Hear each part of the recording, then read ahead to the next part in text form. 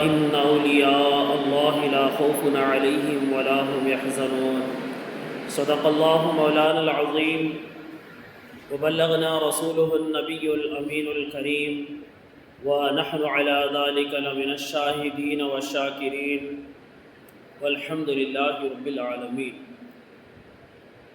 معزز سامعین اکرام، خطبہ مسرونہ کے بعد کلام مجید فرقان حمید کی بہت ہی مشہور و معروف آیہ مبارکہ میں نے آپ حضرات کے سامنے تلاوت کرنے کا شرف حاصل کیا ہے۔ اس آیہ مبارکہ کی روشنی میں کچھ باتیں گوشہ گزار کرنے سے قبل میں اور آپ حضور سرور کائنات جناب احمد مجتبیٰ محمد مصطفیٰ صلی اللہ تعالی علیہ وسلم کی بارگاہ بے کسبنا میں ایک مرتبہ درود پاک کا نذرانہ عقیدت پیش کرے۔ پڑھی اللہم صلی علی سیدنا و مولانا محمد معدن الجود والکرم وعلی آلہ واصحابہ وبارک وسلم صلاۃ و سلاما علیک یا رسول اللہ صلی اللہ تعالی علیہ وسلم۔ اللہ تبارک و تعالیٰ کا بے انتہا فضل و کرم اور احسان ہے کہ رب تبارک و تعالیٰ نے ہمیں اور آپ کو اس جمعہ کی سعادتیں اور برکتیں عطا فرمائی ہیں۔ یہ ماہ مبارک ربیع الثانی یعنی ربیع الاخر کا مہینہ ہے، اور اس ماہ میں حضور سرکار سیدنا غوث پاک شیخ عبد القادر جیلانی رضی اللہ تعالی عنہ کا ذکر مبارک ہونا بہت ضروری ہے، کیونکہ یہ ماہ آپ کی وصال سے تعلق رکھتا ہے، آپ کے اس دنیا سے رخصت فرمانے سے تعلق رکھتا ہے۔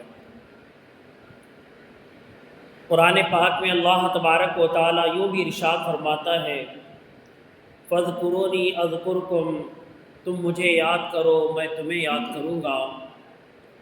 اور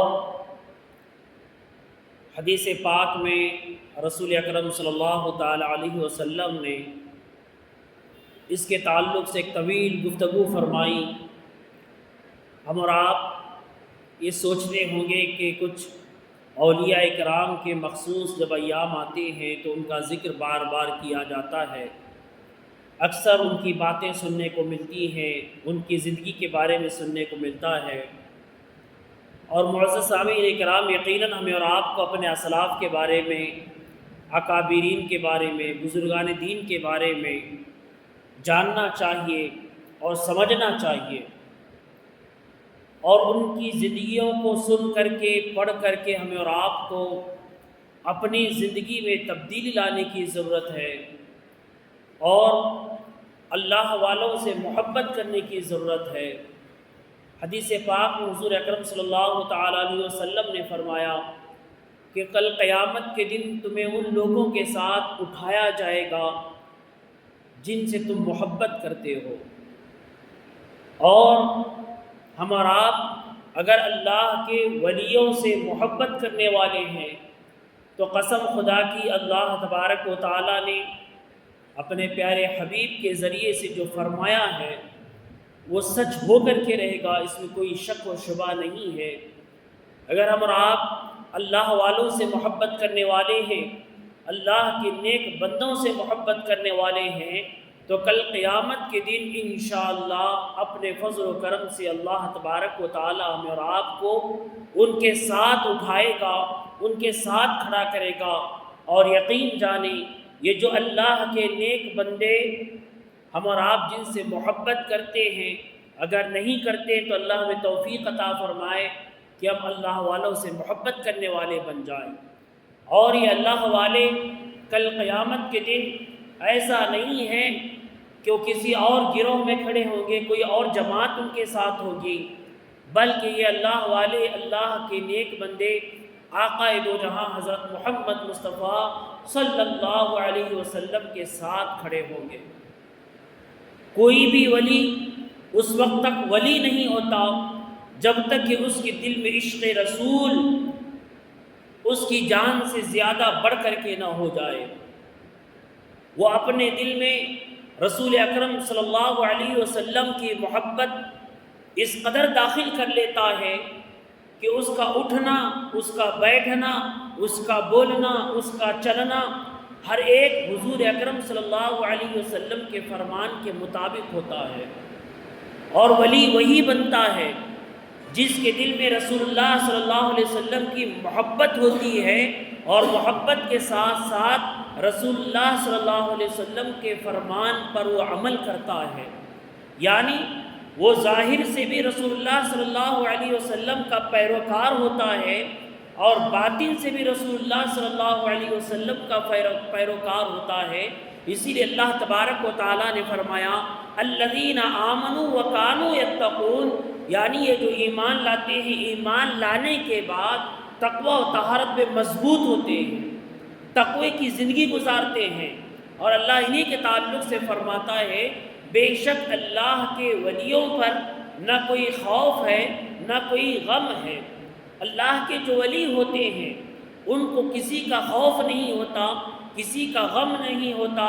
ان کو اگر کوئی خوف ہوتا ہے تو صرف اور صرف اللہ تبارک و تعالیٰ کا ہوتا ہے، اور وہ اس بات پر خوف کھاتے ہیں کہ مجھ سے کہیں کوئی ایسا عمل نہ ہو جائے جس سے اللہ تبارک و تعالیٰ ناراض ہو جائے، میں کوئی ایسا کام نہ کروں جس سے رسول اللہ صلی اللہ علیہ وسلم ناراض ہو جائے۔ اللہ اور اس کے رسول کے فرمان پر ہی عمل کرنا ان کی زندگی کا مقصد ہوتا ہے اور اسی پر وہ عمل کرتے ہوئے چلے جاتے ہیں۔ اسی لیے اللہ فرماتا ہے فاذکرونی اذکرکم، تم مجھے یاد کرو میں تمہیں یاد کروں گا، تم میرا چرچا کرو میں تمہارا چرچا کروں گا۔ یہ جتنے اولیاء اللہ کا ذکر ہوتا ہے یوں سمجھ لیں کہ اللہ تبارک و تعالیٰ چاہتا ہے کہ ان کا ذکر کیا جائے، ورنہ دنیا میں نہ جانے کتنے بڑے بڑے لوگ آئے، کتنے بڑے بادشاہ آئے، کتنے بڑے مالدار آئے، کتنے بڑے بڑے سائنسدان آئے، ہم اور آپ ان کا نام بھی نہیں جانتے ہیں، ان کو پہچانتے بھی نہیں ہیں، مگر کچھ اللہ کے نیک بندے ایسے ہیں جنہوں نے اپنی زندگی غربت میں گزاری، فاقہ میں گزاری، لوگوں کے سامنے ایک سادہ زندگی گزاری، مگر صبح قیامت تک لوگ ان کو یاد کرتے رہیں گے، لوگ ان سے محبت کرتے رہیں گے۔ کیوں؟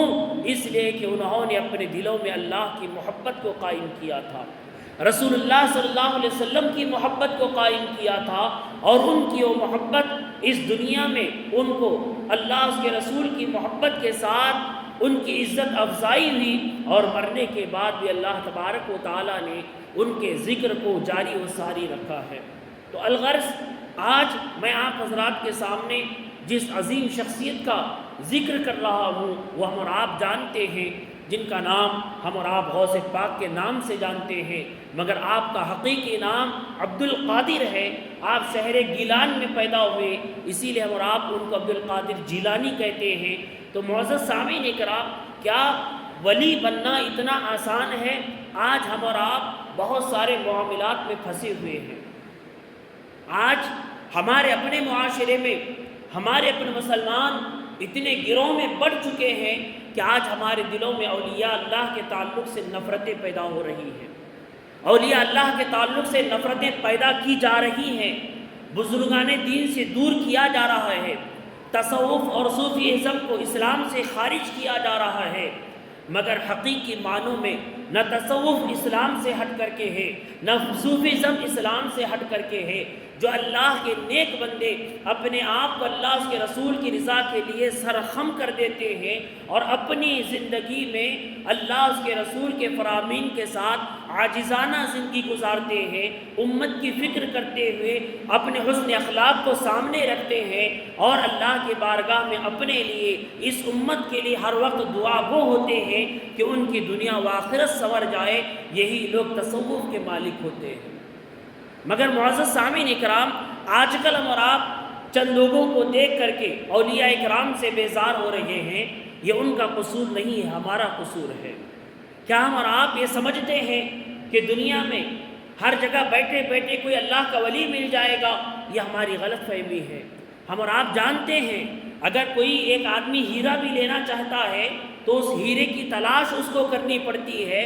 آج ہم اور آپ جو ہے ایسے وقت میں زندگی گزار رہے ہیں یوں سمجھ لیں کہ راستے پر پتھر گرے ہوئے ہیں، ہر پتھر کو ہیرے کی تلاش میں اور آپ کو دیکھنا ہوگا، کیونکہ ہم اور آپ جانتے ہیں، جو لوگ ہیرے کے بارے میں جانتے ہیں ان کو پتہ ہوگا کہ پتھر ہی میں ہیرا ملتا ہے، مگر ہر پتھر ہیرا بھی نہیں ہوتا ہے، مگر اس کو تلاش کرنا پڑتا ہے۔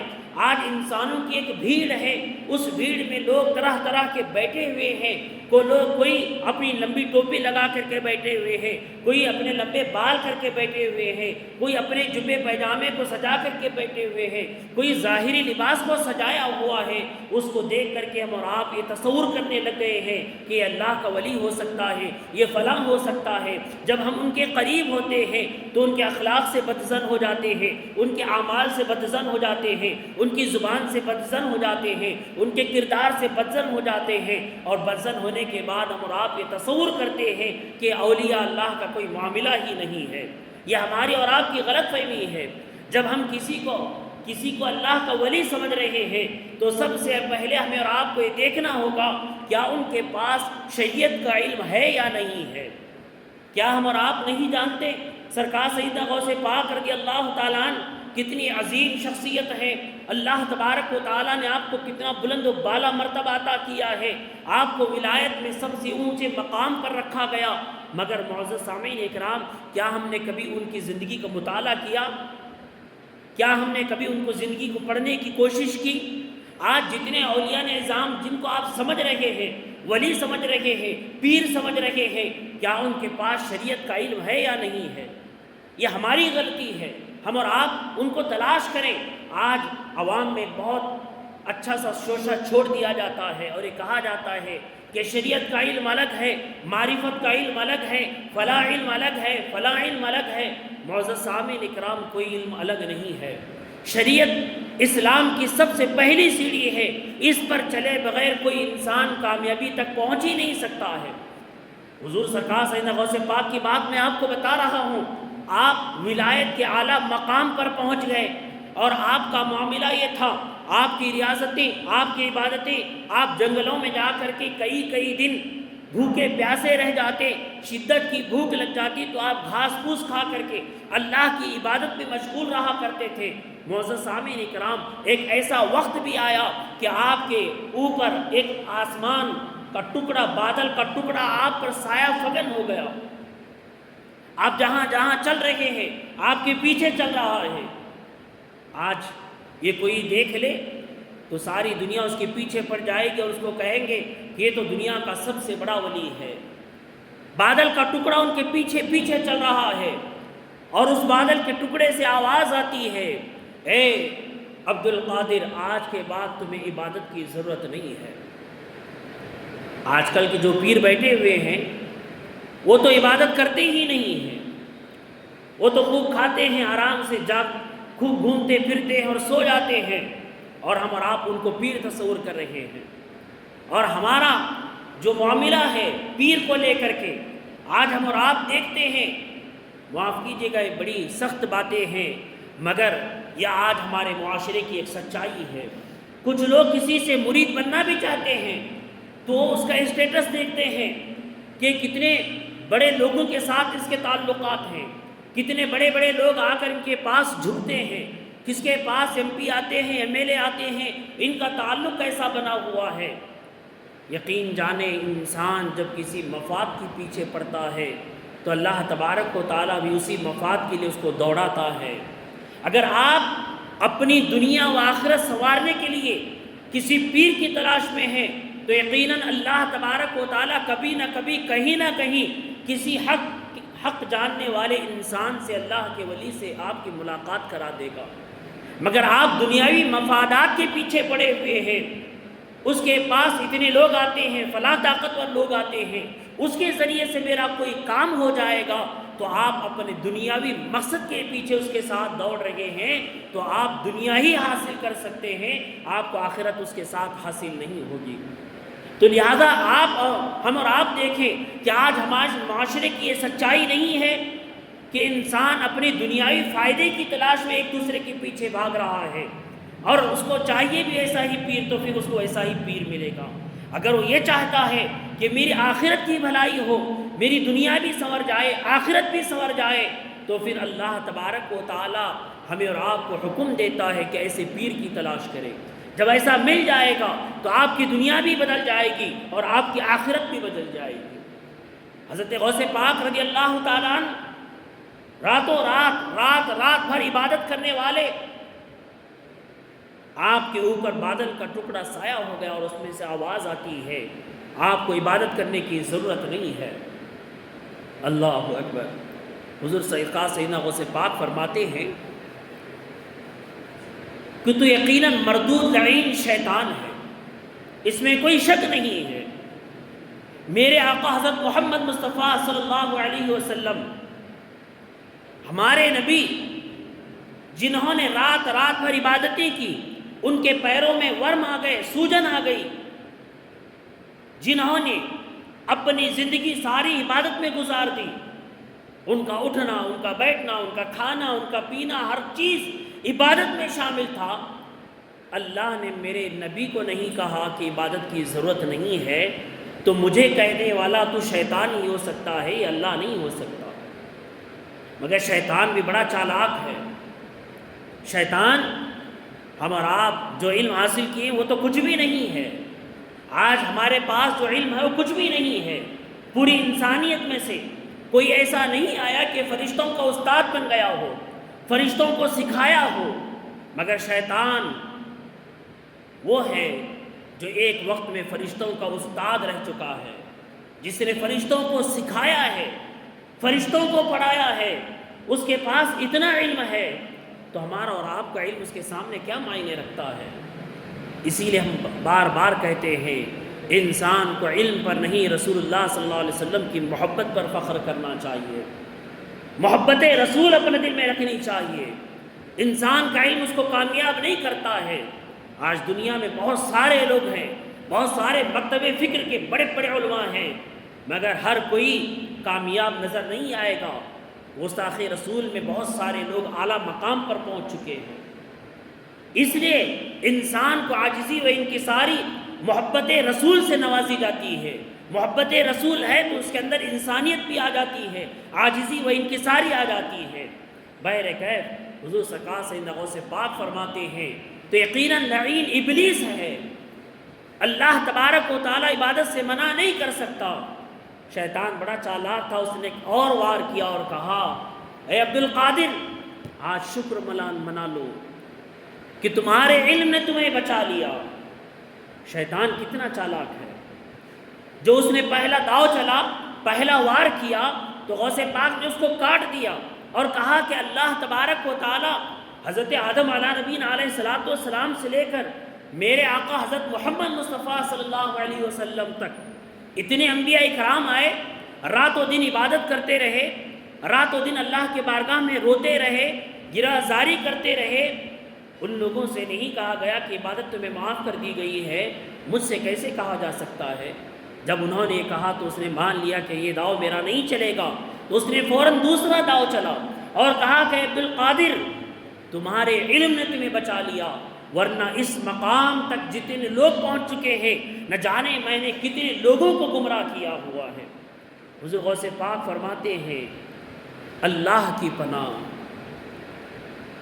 تم نے مجھ کو پھر برباد کرنے کے لیے دوسرا وار کیا ہے۔ تم یہ کہتے ہو کہ میرے علم نے مجھے بچا لیا۔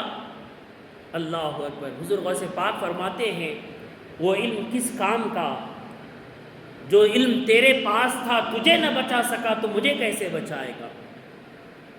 وہ تو اللہ تبارک و تعالیٰ نے جو علم شیطان کو عطا کیا تھا، اور اس نے جو عبادتیں کی، ریاضتیں کی، سرزمین کا کوئی حصہ اس نے باقی نہیں رکھا۔ اس کے پاس اتنا علم تھا کہ وہ فرشتوں کا استاد بن چکا تھا، مگر اس کے باوجود حق راہ پر قائم و دائم نہ رہ سکا، اللہ کی اطاعت و فرمانبرداری نہیں کر سکا۔ تو ایک بہترین مقرب عزازیل جس کا تیرا نام تھا، تو آج لعین ابلیس مردود ہو گیا ہے۔ جو تیرا علم تجھے نہیں بچا سکا تو میرا علم مجھے کیا بچائے گا؟ یہ تو اللہ کا کرم ہے کہ اللہ تبارک و تعالیٰ نے اپنے رحمت سے مجھے بچا لیا ہے۔ حضور غوث پاک نے جب یہ فرمایا کہ اللہ کی رحمت سے میں بچا ہوں، تو پھر شیطان پھر کہتا ہے افسوس کہ میں نے اس مقام تک بھی پہنچ کر کے کتنے اولیاء اللہ یعنی اللہ کے جو ولی بن چکے تھے ان کو رائے گاں کر دیا، برباد کر دیا، مگر اللہ کی پناہ یقیناً تم نے سچ کہا، اللہ کی رحمت سے تم محفوظ ہو گئے ہو۔ تو معزز سامعین، پتہ چلا انسان کو عبادت کرنی چاہیے، اللہ کی طرف ہمیشہ مائل رہنا چاہیے۔ انسان کتنا ہی مقام اونچا حاصل کر لے مگر اس کو ہمیشہ اللہ کی بارگاہ میں عاجزی و انکساری کرنی چاہیے، اللہ کی عبادت میں مصروف رہنا چاہیے۔ اور انسان کو صحیح عبادت کرنے کے لیے اس کو علم کی بھی ضرورت پڑتی ہے۔ حضور غوث پاک ہم اور آپ جن کو غوث پاک کے نام سے یاد کرتے ہیں، یقین جانے ہمیں اور آپ کو ان کی تاریخ پڑھنے کی ضرورت ہے۔ آپ ایسا نہیں تھا کہ آپ کوئی ڈاکٹر بن گئے تھے یا انجینئر بن گئے تھے، فلاں بن گئے تھے، دنیا کی تعلیم حاصل کی تھی۔ یقیناً میں نہیں کہنا چاہتا کہ دنیا کی تعلیم حاصل نہیں کرنی چاہیے، کوئی ڈاکٹر نہیں بننا چاہیے، انجینئر نہیں بننا چاہیے، یقیناً علم حاصل کرے، مگر آپ ایک ایسے مقام پر ہیں کہ اگر آپ کہیں رہبری اور رہنمائی کرنا چاہتے ہیں تو آپ جس لائن میں رہبری اور رہنمائی کرنا چاہتے ہیں اس کا علم آپ کو ہونا چاہیے۔ اگر کوئی ڈاکٹر بننا چاہتا ہے تو کسی ڈاکٹر کے پاس جا کر کے تعلیم حاصل کرے گا تو صحیح سے ڈاکٹر بن سکتا ہے۔ کیا ہم اور آپ آج کے اس معاشرے میں دیکھتے ہیں میڈیکل کالج کھلے ہوئے ہیں، اس میڈیکل کالج میں ڈاکٹری پڑھانے کے لیے کوئی ڈاکٹر کے بجائے انجینئر یا سائنسدان کو رکھا جاتا ہے؟ ہم اور آپ بہت اچھے طریقے سے جانتے ہیں جو بھی پروفیسر ہوتے ہیں، جو بھی پڑھانے والے ہوتے ہیں، ڈاکٹری کی تعلیم دینے والے ہوتے ہیں، وہ ڈاکٹر ہوتے ہیں۔ انجینئرنگ کالج میں جائیں گے تو انجینئرنگ پڑھے ہوئے بڑے بڑے افسر ہوتے ہیں، بڑے بڑے پروفیسر ہوتے ہیں، وہ انجینئرنگ کی تعلیم دیتے ہیں۔ معزز سامعین اکرام، مگر یہ عجیب ہمارا معاشرہ بن چکا ہے، ہمارا یہ معاشرہ بڑا عجیب بن چکا ہے۔ ہر لائن میں اسی لائن کا ماہر چلتا ہے، مگر افسوس کی بات ہے علم دین کے میدان میں، دین کی تعلیم کے میدان میں رہبری اور رہنمائی کرنے کے لیے آج کسی علم دین حاصل کرنے والے، کسی عالم، کسی فاضل، کسی مفتی کو نہیں دیکھا جاتا ہے۔ بڑے افسوس کا مقام ہے، وہاں پر خاندان دیکھا جاتا ہے، نسلیں دیکھی جاتی ہے، اس کی ڈگری نہیں دیکھی جاتی ہے، اس کو شریعت کا علم ہے یا نہیں یہ نہیں دیکھا جاتا ہے۔ بس ہم اس کے پیچھے دوڑ رہے ہیں، آ کر کے کبھی کوئی ڈاکٹر رہنمائی کر رہا ہے، آ کر کے کبھی انجینئر رہنمائی کر رہا ہے، کوئی بھی ایرا غیرہ اتھو نتھا بیٹھ کر کے اسلام کی راہ میں رہبری کرتا ہوا نظر آتا ہے۔ اس کو یہ نہیں معلوم کہ فرائض کیا ہے، اس کو یہ نہیں معلوم کہ سنتیں کیا ہیں، واجبات کیا ہیں، کون سی چیز کس وقت کرنا چاہیے، کس وقت نہیں کرنا چاہیے، پتہ بھی نہیں ہے، مگر وہ رہبری اور رہنمائی کرتا ہوا نظر آ رہا ہے۔ اور اس کے سامنے اہل علم کی توہین کی جاتی ہے، اس کے سامنے اہل علم کی کوئی اہمیت نہیں ہوتی ہے۔ کیوں؟ ہم اور آپ یہ سب کچھ کرنے کے بعد ایسے رہبروں کو، ایسوں کو رہنمائی کے لیے چن کر کے، منتخب کر کے، ان کو اپنا پیر مان کر کے ان کے پیچھے چل رہے ہیں، تو کیا ہم اور آپ واقعی میں صحیح راہ پر چل رہے ہیں؟ کیا ہم اور آپ واقعی میں صحیح راہ میں صحیح پیر کو تلاش کر رہے ہیں؟ حضور غوث پاک کی تعلیم کو پڑھیں، حضور غوث پاک کی زندگی کو پڑھیں۔ آپ اللہ اکبر اللہ اکبر، آپ کے بچپن میں آپ حافظ قرآن ہیں، آپ علم دین حاصل کرنے کے لیے اپنے شہر کو چھوڑ کر کے بغداد کی طرف رخ کرتے ہیں، وقت کے بہترین عالم ہیں، وقت کے بہترین مفتی ہیں، وقت کے بہترین محدث ہیں، وقت کے بہترین فقیہ ہیں۔ اللہ اکبر، علم دین اتنا حاصل کر چکے آپ حافظ بھی ہیں، عالم بھی ہیں، مفتی بھی ہیں، سب کچھ ہے آپ کے پاس، اور آج یہاں پر کھولیں تو قرآن صحیح سے پڑھنا نہیں آتا ہے، اعراب صحیح سے لگانے نہیں آتا ہے، اس کو فرائض نہیں معلوم، نوافل نہیں معلوم، سنتیں نہیں معلوم، آج ہم اس کے پیچھے دوڑ پڑے ہوئے ہیں۔ ایک جملہ کہا جاتا ہے، جہاں چمتکار وہاں نمسکار، وہی جملہ آج ہماری قوم میں نظر آتا ہے۔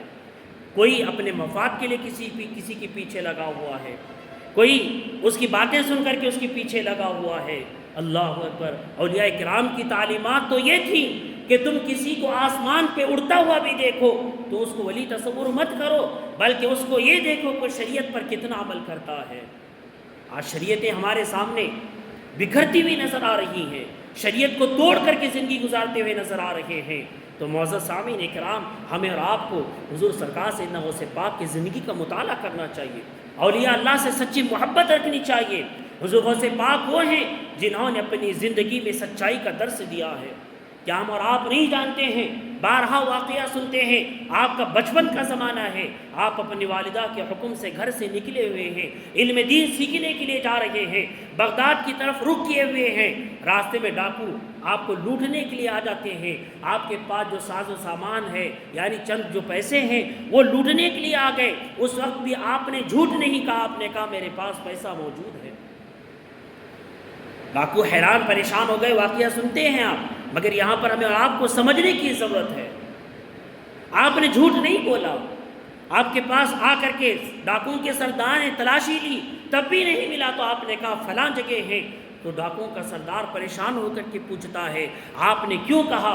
اگر آپ نہ کہتے تو آپ کے پیسے بچ جاتے۔ آپ نے کہا میری والدہ نے مجھے جھوٹ بولنے سے منع کیا ہے۔ کیا ہم اور آپ اپنی زندگی میں سچائی کو داخل کیے ہوئے ہیں؟ جن کے پیچھے ہم اور آپ چلنا چاہتے ہیں، کیا وہ سچائی کے راستے پر ہیں؟ جن کو ہم اور آپ پیر سمجھ رہے ہیں یا اپنا پیر مان کر کے بیٹھے ہوئے ہیں، کیا وہ سچائی کے راستے پر ہیں؟ ہمیں اور آپ کو یہ دیکھنے کی ضرورت ہے انہوں نے اپنی زندگیوں میں کتنا سچ اختیار کیا ہے، کتنا جھوٹ اختیار کیا ہے، ہمیں اور آپ کو یہ جاننا چاہیے۔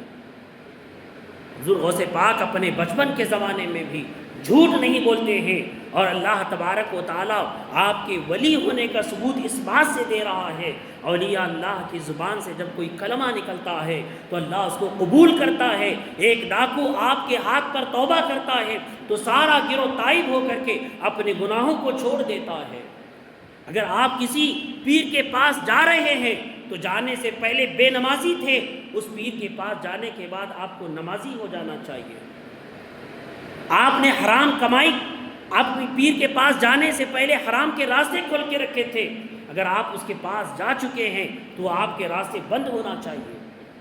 حضور غوث پاک کے پاس ایک شخص اشرفیوں کی تھیلی لے کر کے آتا ہے اور آپ کے سامنے وہ پیسے پیش کرتا ہے۔ حضور غوث پاک کہتے ہیں پیسے لے کر کے جاؤ، مجھے تمہارے پیسوں کی ضرورت نہیں ہے۔ وہ بار بار اصرار کرتا ہے تو اللہ اکبر، آپ اس پیسے کو پکڑ کر کے نچوڑتے ہیں۔ نچوڑنے کے بعد ان پیسوں کی تھیلی سے خون گرنا شروع ہو جاتا ہے۔ آپ فرماتے ہیں کیا تم یہ چاہتے ہو کہ تم نے لوگوں کا مال جو جبرن وصول کیا ہوا ہے، تم نے لوگوں کا مال جو ہڑپ کیا ہوا ہے، غیر یعنی شریعت کے خلاف جا کر کے تم نے لوگوں سے جو مال وصول کیا ہے، اس مال کو تم میرے پاس لے کر کے آتے ہو، تم نے لوگوں کا خون چوسا ہے، لہذا آپ اس کو دکھاتے کہ تم نے لوگوں کا خون چوسا ہوا ہے۔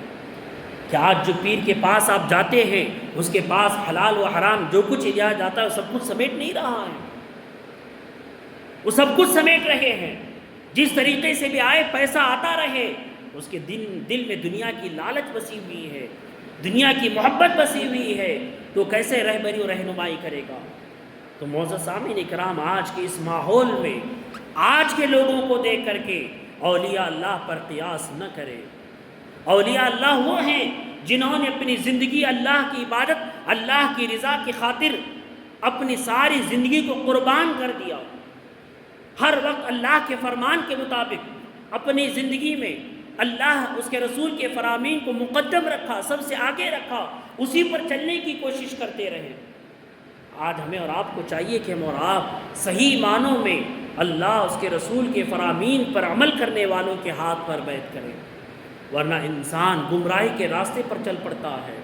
اور تعجب ہوتا ہے، میری باتیں شاید بری بھی لگ جائیں، لوگ یہ سمجھتے ہیں کہ ہمارا پیر ہمیں قبر میں بچا لے گا، ہمارا پیر ہمیں آخرت میں بچا لے گا۔ معزز سامعین اکرام، یہ مسائل بات کے ہیں۔ اکثر میں جملہ کہتا ہوں، ہمارا اٹھنا بیٹھنا سب کے ساتھ ہوتا ہے، پیروں کے ساتھ بھی ہوتا ہے، اہل علم کے ساتھ بھی ہوتا ہے، تو میں جملہ ان کو ضرور کہتا ہوں کہ آپ مرنے کے بعد کی بات بعد میں کیجئے۔ یہ معاملہ ایسا ہے جس طریقے سے بھینس کو پانی میں رکھ کر کے سودا کرنا ہے۔ بھینس اگر پانی میں بیٹھی ہوئی ہے تو یہ پتہ نہیں چلے گا کہ وہ کتنی موٹی ہے، کتنی تازی ہے، کتنی دبلی ہے۔ اگر وہ پانی کے باہر آئے گی تب پتہ چلے گا۔ مرنے کے بعد کی باتیں بعد میں کیجئے گا کہ پیر کہاں جا کر کے کتنی مدد کرتا ہے۔ مرنے سے قبل اس دنیاوی زندگی میں جو شخص تمہارے پاس آ رہا ہے، اگر وہ بے نمازی تھا تو نمازی بن جانا چاہیے، وہ حرام کی کمائی کرتا تھا تو اس کو حرام کی کمائی سے توبہ کر لینی چاہیے، اگر وہ چوری کرنے والا ہے تو چوری سے توبہ کرنی چاہیے، وہ گناہوں میں ملوث ہے تو گناہوں کی زندگی سے توبہ کرنی چاہیے۔ تمہارے پاس آنے کا اس کو یہ فائدہ ہونا چاہیے، تبھی جا کر کے یقیناً وہ شخص صحیح راہ پر آیا ہوا ہے، صحیح آدمی کے پاس آیا ہوا ہے۔ غوث پاک اللہ تبارک و تعالیٰ نے یقیناً آپ کو بہت بڑا مقام و منصب عطا فرمایا ہے، مگر جہاں ہم اور آپ اولیاء کرام سے محبت کرتے ہیں یقیناً سچی محبت رکھنی چاہیے۔ جیسا کہ میں نے شروع میں کہا، جو انسان جس سے محبت کرتا ہے کل قیامت کے دن اسی کے ساتھ کھڑا ہوگا۔ ہم اور آپ آج کے اس دور میں ایک ایسے راہ پر کھڑے ہوئے ہیں کہ کچھ لوگ ہمیں اولیاء کرام سے دور کرنے والے ہیں اور کچھ لوگ اولیاء کرام کا نام لے کر کے دھوکہ دینے والے ہیں۔